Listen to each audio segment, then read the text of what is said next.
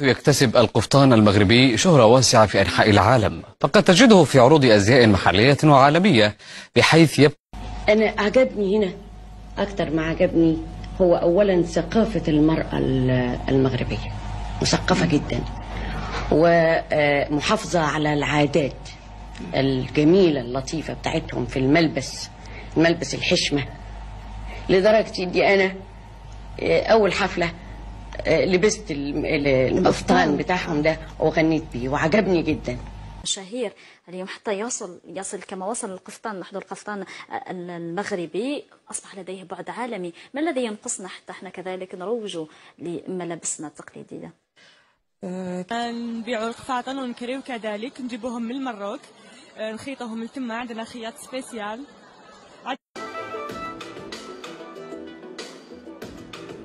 伸展台上，模特头戴珠宝，身穿图文华美精致的改良式摩洛哥 kaftan 长衫，贵气与时尚兼具。kaftan 长衫技术。Avo'da ve tüm emeği geçenlere teşekkür ediyor, iyi seyirler diliyoruz.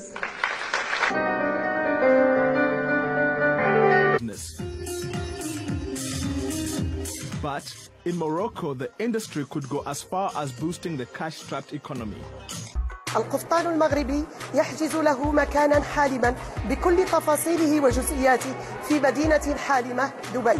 القفطان المغربي يحكي حكاية جديدة لتاريخ عريق، لتاريخ مملكة دامت لمدة أكثر من 12 قرن، المملكة المغربية.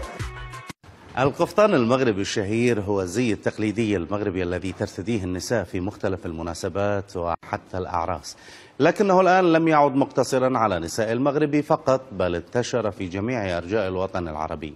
مهرجان عرض القفطان المغربي بمدينة مراكش، وسعودية تبدع في تقديم القفطان المغربي، ومو غلط انه الانسان. Une référence incontournable de la mode, le défilé de caftan marocain, il aura lieu ce samedi.